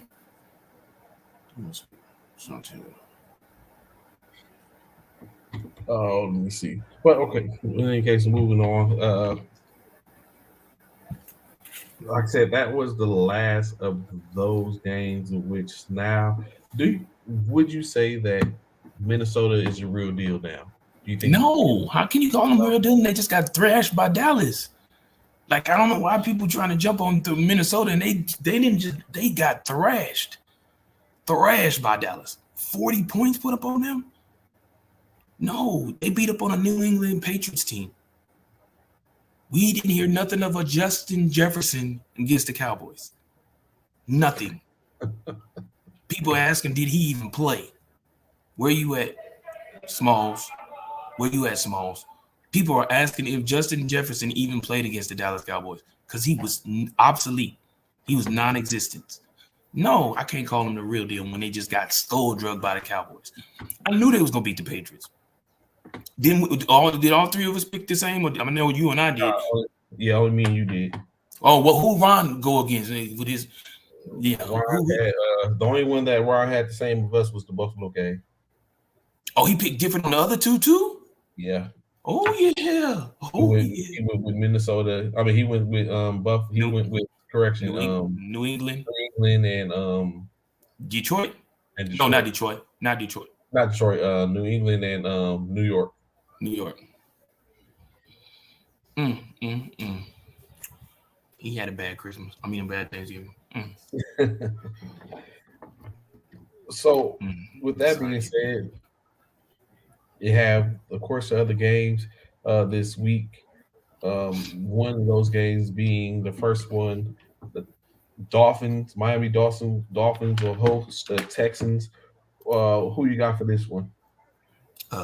Dolphins, Texans. Dolphins at home. Yeah, I'm giving it the Dolphins.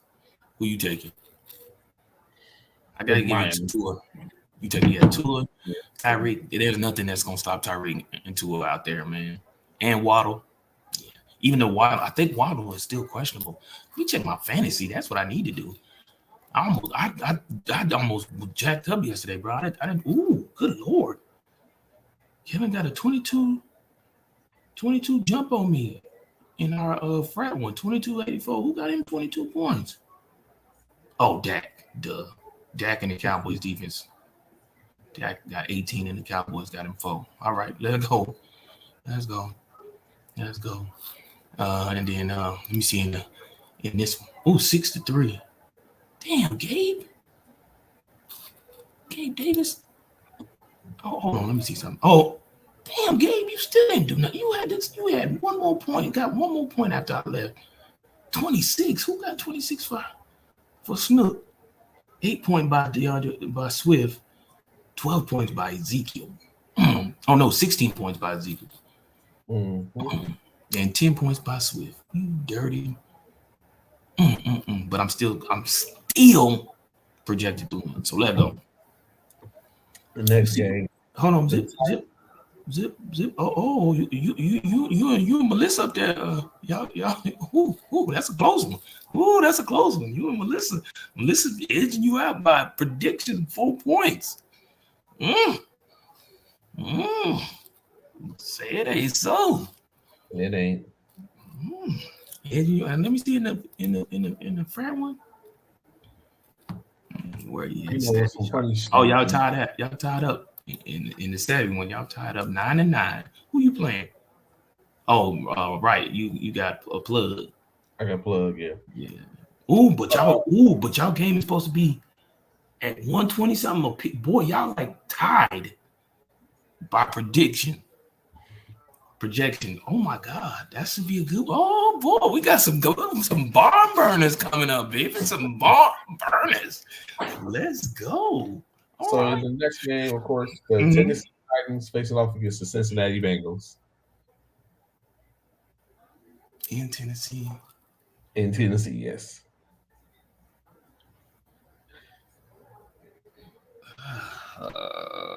Shoot. Oh man, that's whack. Tannehill is not that dude, man. He's not. Their team relies on Derrick Henry. Joe Burrow is whatchamacallit back? No, he's not back. Chase? No, he's not back yet. Yeah, I'm gonna go with Tennessee. See, this is the times when I definitely need Ron here so he can be my compass, so I can know. So he's going with Tennessee. Give me Tennessee. I think I'll take Tennessee as well. Let me get them Titans. Carolina Panthers and the Denver Broncos.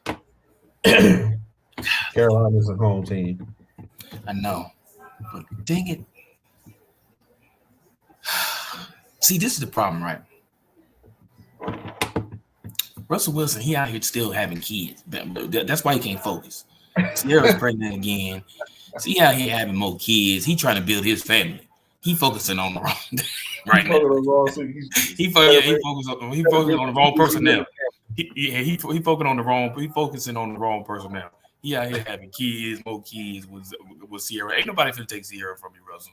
You ain't got to keep her pregnant and barefooted all the time. Ain't nobody finna take Sierra from you, bro. Golly, Carolina, bro. Sam Darnold is to start. We'll start. Sam Darnold starter? Yeah. Starting. Man, a part of me want to go with the darn Broncos. I mean the Panthers. I'm gonna take the Panthers, man. I'm gonna ride with the Panthers, man. Carolina. This is a hard one, man. Give me the Panthers, bro. You know what? I'm gonna go Carolina as well. Yeah. Another one, hard one. This one is. If it's the one I think the Bears-Jets game, Chicago Bears. Yeah, man. If this ain't a trap game, I don't know what the hell you Oh, call it. goodness. You don't know what Jets game. Yeah, you don't know what. And they just benched old boy. So they just benched Zach. Man, give me my colors, man. Give me my freaking colors, man. Let's rock give me my colors, man. That's what I want. Give me my colors, man. Let me roll there with you on this one as well. Chicago. Give me my colors. Weather ain't a factor because they both play. Yeah, weather ain't a factor. You went with Chicago. You went with the Jets. Just Chicago. Yeah, I don't. Who in this backup? What's his name? The backup is Mike White for Wait. Why isn't whatchamacallit Flacco? Yeah, he's the second string for this game.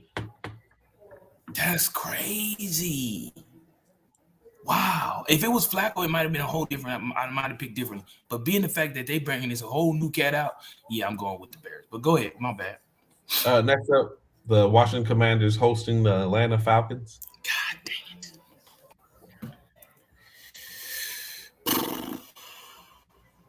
I think I'll go with Washington on this one.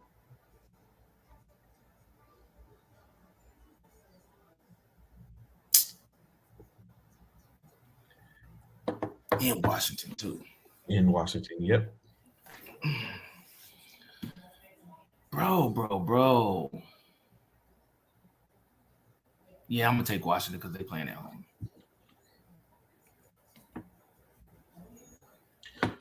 Next up, the Tampa Bay Buccaneers and the Cleveland Browns. This being the last game, I think, before Deshaun Watson comes back. I think next week they play the Texans, and he'll be back. When he come back, yeah, he come back against the Texans. So it's the Browns and the Bucs. Give me the Bucs. That was my first initial thought too, but Cleveland has been coming on. But Tampa Bay it is. Jaguars and the Ravens. Sunshine versus Lamar. Mm-hmm. Lamar's on the road though.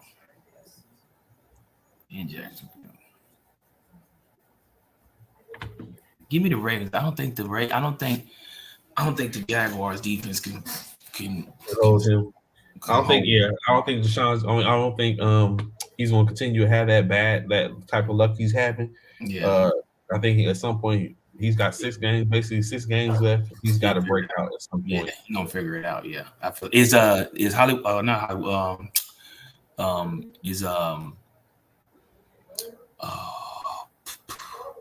old boy playing who did the Ravens pick up? Deshaun, is he playing? I don't think so. I think he has a hamstring. I don't know why Deshaun brought his butt back in the league. That's the whole reason why people didn't pick him, because he stayed injured. Yeah, I'm still taking with the Ravens. Mm-hmm. Likewise here. The Las Vegas Raiders and the Seattle Seahawks. These games are so hard to pick, bro. The way these teams be playing. I'm gonna go with Geno though. Last week, right? But then again, because they just had it coming out.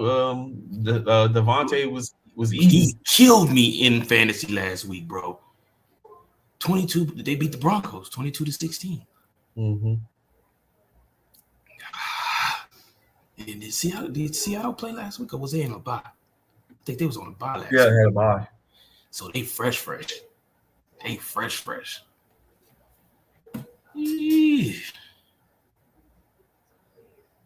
Give me Seattle, man. I'm like Seattle. The 12th man. I'm gonna stick with the 12th man. Next up, San Diego, Los Angeles Chargers. And bro.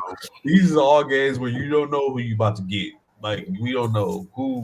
I know Kyler Murray supposed to come back this game though. Yes, Kyler Murray supposed to be back this game. God damn. Mike Williams was supposed to play, but he didn't play. But yet Keenan Allen played. They gave Kansas City fits. It's just they couldn't have enough to pull it out. And if Kyler was there, it would have been. I think it would have been a totally different outcome too. And they lost Zach Ertz. Zach Ertz just came out of surgery, so Zach Ertz is recovering from his surgery. So they don't even have Zach either. But they do have that. They do have D-Hop. And when Kyler and D-Hop hook up, and Hollywood Brown, is Hollywood coming back? Is he playing? I think he should be back. Give me Kyler Murray and them Cardinals, man. I'm taking the Chargers on this one. I don't want to, but I just think they can pull it out. I'm going with the Chargers. Next up, 49ers and the Saints in San Francisco. Yeah, I can't go against the 49ers yet. They have not given me a reason to go against them since CMC has been there. Yeah. The Rams and the Chiefs. God, dog it. Now, you talking about a team, you don't know who you get when it comes to these damn Rams. But I'm staying, man. The way Patrick the Great's been playing, man. Yeah, the way Patrick the Great's been playing, that's without question, bro. And the last Sunday You night, already know. You already know. You already know. Let's freaking go. Philadelphia, of course, on a clean sweep. All those games, of course, we know we do our Monday night game on Monday night. As we know, that game would be the Indianapolis Colts against the Pittsburgh Steelers. That's a hard pick too. Golly, It's just you don't know who you're getting at this point. you As a don't. whole, the year, it's just been funny and finagling in the sense, in my opinion. Yeah. It doesn't make a difference. So let me see. If What's the standings for us now? It's not right in front of me, but I know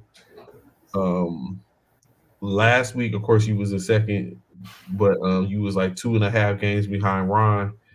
Of course, you should be maybe a half game in front of him now because of last week. That's not because of yesterday, right? The 3 games, yeah. Yesterday. So I think you probably made up some ground, or if not tied it up, or just right there on the cusp because of yesterday, him going 1-2, and you going 3-0. So it might have made up a difference. Let's go. That's all I need. Let's go. What we got for picture looking around right now.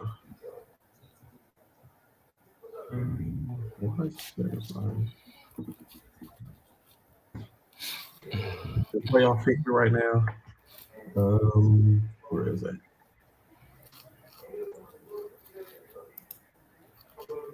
Right now, you have the Chiefs in the AFC. You have the Chiefs holding on to the number 1 spot. The Bills, number 2. The Titans, number 3. The Ravens at 4. The Dolphins at 5. At number 6, you have the Cincinnati Bengals, and the New York Jets are holding on to the number 7 spot. On the bubble, the Patriots, the Chargers, the Colts, and the Jaguars as well.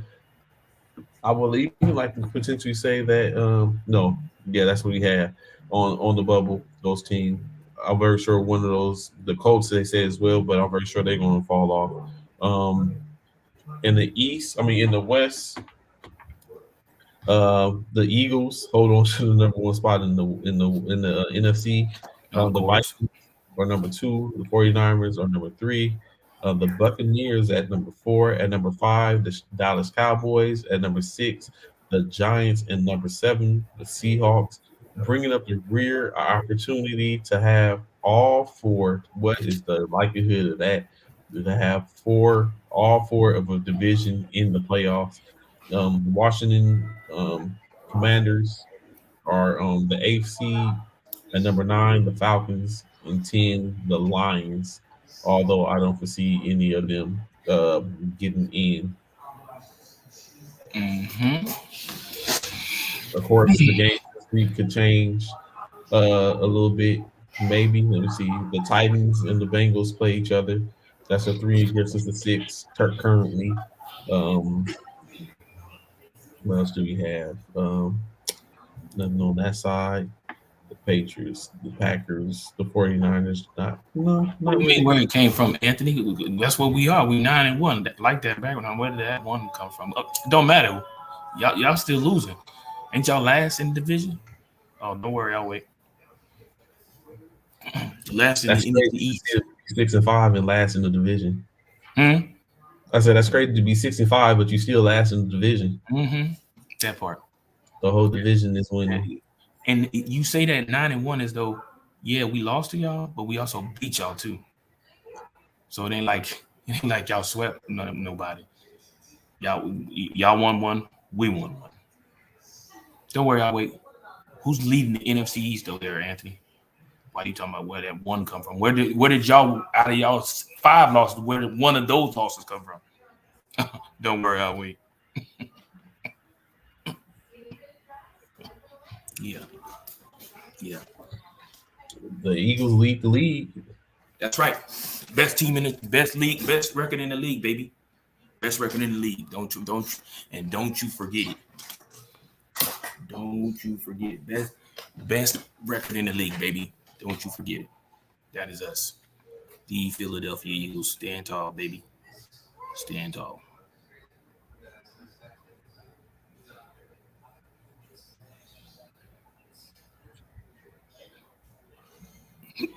Oh, excuse me. He said the Eagles not going all the way. Keep dreaming. Well, if we ain't going all the way, we know y'all ain't going. We know that for sure. If we not going, y'all definitely not going. Y'all might as well go ahead and start going in y'all draft room. Y'all might as well go in the draft room right now and figure out where y'all picking and what trades y'all can make. Make some deals. Right now, we ain't even worried about the draft room. Y'all worry about that draft room. That's what y'all do. Y'all go scouting. Go do some scouting because y'all not even gonna make the playoffs. Oh, Y'all not even gonna make the playoffs. So y'all can go ahead and go start scouting right now. We in the playoffs. We in the playoffs. Know that. We in the playoffs. Y'all not even gonna make the playoffs. I was trying to see. I haven't heard any talk in reference to this year's potential Heisman. Or one name I have heard. Oh yeah, boy. Well, I've heard a few. I bet y'all not. Or two, at least two I've heard. Yeah, old boy from old boy from Alabama and I think they talking about old boy from Michigan. I think it is. The running back. Corum. Yeah. No, the running back. Yeah, Corum. That's the running back. So I thought the what I've heard or what the likelihood is being between C.J. Stroud and Caleb Williams. I ain't heard that. I know you heard Caleb Williams. I have not heard Caleb Williams. I heard C.J. Stroud. I heard old boy from Alabama. Caleb Williams is one of the better. No, don't do that. I've heard old boy out of Michigan, but no, I have not heard anything. If Caleb Williams, he's probably he's the last. He's like that fifth person. He's not in the top three, bro. Hell no. Before you could even put Caleb Williams in there, you would have to put Hyatt in there. There's no way he's outdoing Hyatt. There's no way.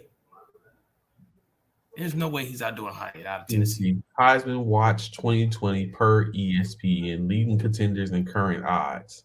Let's see. Yeah, let me look too, because I know you go look at some blasphemy. Current USC Watch Heisman. Top five contenders at number one. Top five. Caleb Williams. No. Trey, when was that put out? What was it put out? The 23rd. 2 days ago. 2 days ago. Top five contenders. Number one, Caleb Williams. I got to see that. Heisman odds plus 100. At number two, C.J. Stroud. Now, see, the one I'm looking at is C.J. Stroud is 1. Caleb Williams is 2. Drake May is number 3. Blake Corum is number 4. Bo Nix, Max Duggan, Stetson Bennett, and then Bryce Young. That's what I see. They do got Caleb second, but they got C.J. Stroud first. I initially had C.J. Stroud because he's playing for an undefeated Ohio State. But after Caleb Williams' performance against UCLA last week, I was like, yeah, Caleb is coming. He's not coming. Let's go, Caleb. Let's add another USC quarterback to the Heisman. Yeah, that's not good because there's not a USC quarterback in the NFL who's done something. Right now, there's not. The last USC quarterback that we had was Carson Palmer. That's what I'm saying. And how long ago was the last USC quarterback, but he didn't Heisman was quarterback. What is this? Let me see this. Heisman leading contender current odds. This was as of November the 16th. And that's Stetson Bennett out of Georgia. Or no, here we go. Top 5 candidates. CJ Stroud is number 1. This is from the 16th of November, and this is by ESPN. CJ Stroud was 1. Hendon Hooker, number 2 from Tennessee. Well, you know, Drake May, Drake May, quarterback out of North Carolina. Caleb Williams, number 4, and Stetson Bennett is number 5. Yeah. So a week later, it's. But this was before. Yeah, this was before the game. Yeah, that Caleb had. Yeah, because he had he had a 500-yard total offense game versus UCLA. Don't sleep on the UNC quarterback. Yeah, man. Drake May.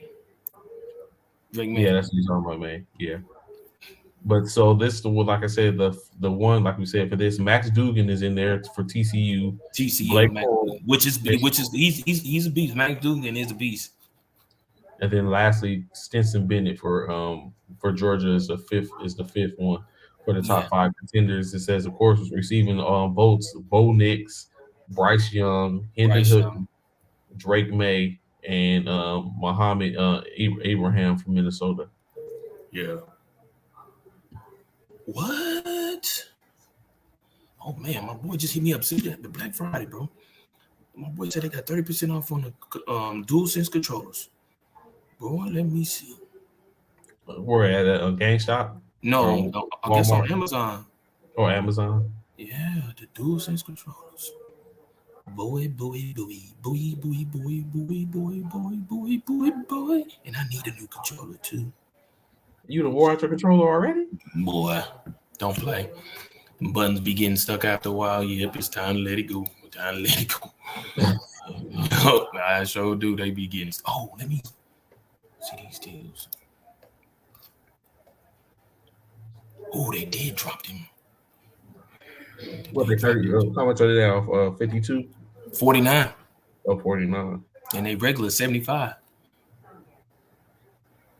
Sony is winning. Regular 49.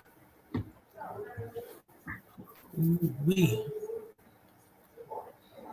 Ooh, this one.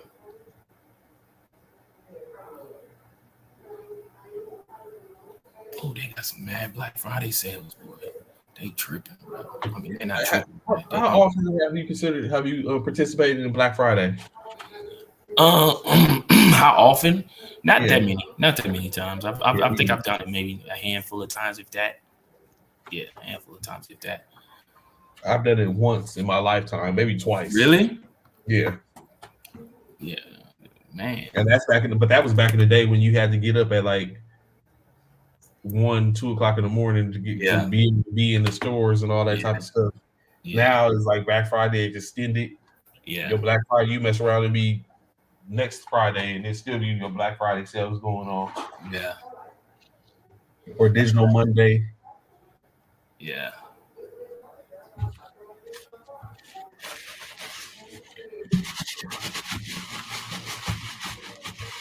What? How have you been doing on your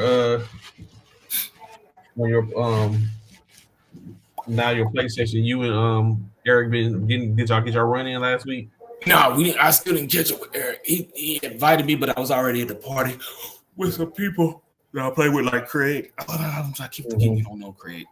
Craig already prestiged up. Yeah, he's on his 3rd already, bro. 3rd prestige. Really? 3rd. Yeah, I looked at it last night. He's in his 3rd. He might be on his 4th or 5th today. By now, Craig stay on that, man. He in his 3rd for his prestige, man. He's already in his 3rd. And I ain't even made it to my 1st yet. I ain't made it to my 1st. He in his 3rd. I like Craig, bro. Like, good Lord, my brother. Yeah, it's crazy. Do you know how nice you have to be at this thing to be able to? Bro, who you telling? Who you telling, bro? Who you telling? It's crazy right now. Mad crazy, man. So I guess we can call that for a day. Sounds like a plan. Yeah, as y'all see, you know what I'm saying? We already know Bishop finna get in the streets to get or order his controller. You already know.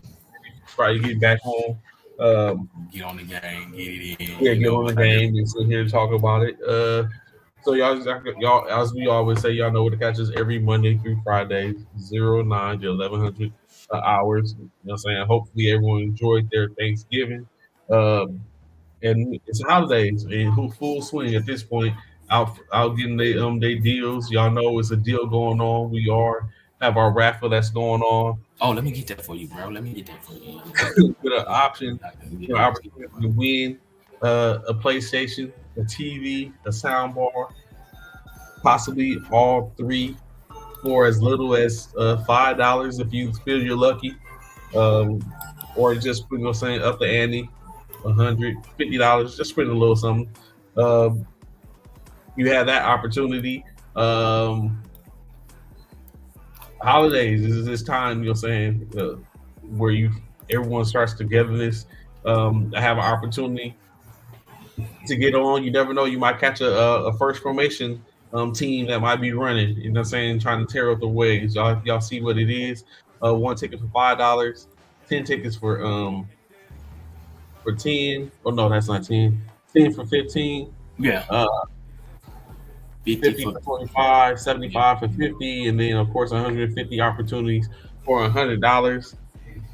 Be that lucky name called on the 10th, on December 10th, uh, so we can find out where we gotta send it to you. So I'm saying take the opportunity, get in there, Don't uh, miss out, man. Don't miss out. Don't for miss a out. good It's an cause, opportunity. always for a good cause, always able to help others That part. that As you may can see, not the be. cash app is down at the bottom too. Yeah, Cash App, of course. If you don't want to utilize the that, just utilize the Cash App, and let us know that you entered, so we can make sure we can check and make sure that you get everything, so your name is entered. So, Bishop, any last words before you get up out of here? Man, no, man. First, all of me, yes. First off, thank y'all so much. I hope everybody had a great Thanksgiving. Y'all continue to be blessed. Enjoy your weekend. We know it's Friday. It is Phi Day for those Roll 5 members of the greatest fraternity in the world. Roll 5 military fraternity incorporated. There go. Get your tickets, man. Get your tickets. You $5 to get one ticket, but look at the other deals. $25 get you 50 tickets. That's 50 chances at winning a PS5, a 32-inch TV with a woofer and sound bar. Come on, man. It's a PS5 game bundle. You also get MLB The Show. You also get Gran Turismo. All of these great things, man. Don't miss out. Don't miss out. It's the holidays.